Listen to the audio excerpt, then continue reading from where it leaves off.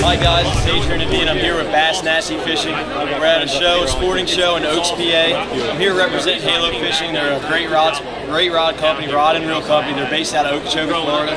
I have some rods here with me. I'm going to discuss basically some rods that I really feel like are going to be a great asset to me this year. The first one is going to be a 7.6 medium heavy.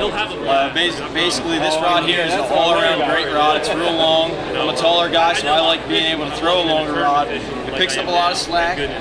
This here, I mean, I can throw. I mean, there you see it. It's a 7.6 medium heavy. You can throw a lot on it. You can throw a 3/4 ounce weight all the way up to like a 1/4 ounce. I mean, you can kind of just vary basically whatever you want. It's also a great swim bait rod. You can throw swim bait, buzz bait, chatterbait. That's my all-around, all-purpose favorite rod. After that, they have a cranking series. It's specifically for cranking. These rods are really forgiving. They're basically a glass composite mix. Here, as you can see, I have my Halo reels on there. That's the Vega. That's their high-end reel. That one there is a 6:2 gear ratio reel. As you can see, I have fluorocarbon on that.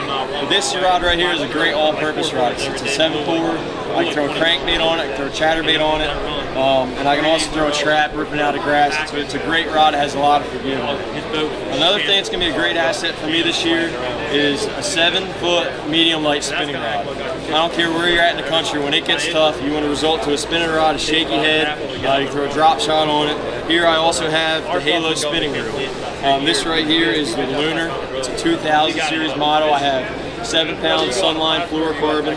You want to use a light line. And this rod right here, whenever it gets tough, this rod here gets you big. So we're here. If you guys want to visit us, we have another day and a half left. We're here at a sporting show in Oaks, PA. Come visit us, and thanks a lot for having interest in representing us. Hey, I have one more question for you, Adam. So, why don't you give us a little rundown of your days that you just had a really high finish in the FLW tour down in Lake Okeechobee, right? Yes. Can you give us a little rundown of how that was and how much fun it was? Yeah. Okeechobee was the first event for us for the FLW tour. It was kind of like the curveball. All the rest of the 5 places we go to, they're deep, clear. They're going to fish really deep. It's going to be around the spawn. Okeechobee is a different place. I mean, there's about 3 contour lines in that whole entire lake. There's more grass in the lake than there is water, and there's a lot of dead water. So the key there was, for me, is when I went down there to pre-practice for those 3 days, was to really fish dark to dark, spend a lot of time looking, not so much fishing, and thinking like a fish. Those fish were looking to really push up the spawn. We had a new moon coming, so that's what I did. In practice, I didn't catch many big fish. That first day of the tournament, I caught them really good. I had 4 really big bites. 3 of them were between that 5 to 6 pound class. I lost one about 5 pounds. But then throughout the tournament, I continued to get those big bites. It just was unfortunate to me. The second day I had around 17 pounds, and I was catching them. I mean, I was catching them, mixing it up. I mean, I was throwing a Reaction Invasion skinny dipper. I was also flipping an all-terrain grass jig, around a 1/2 ounce grass jig, punching it through those mats. And I caught some fish other ways too. So I mean, I was just trying to be as versatile as I could. But then throughout the tournament, we had a big front come through. It was blowing about 30 miles an hour. It blew a lot of water out.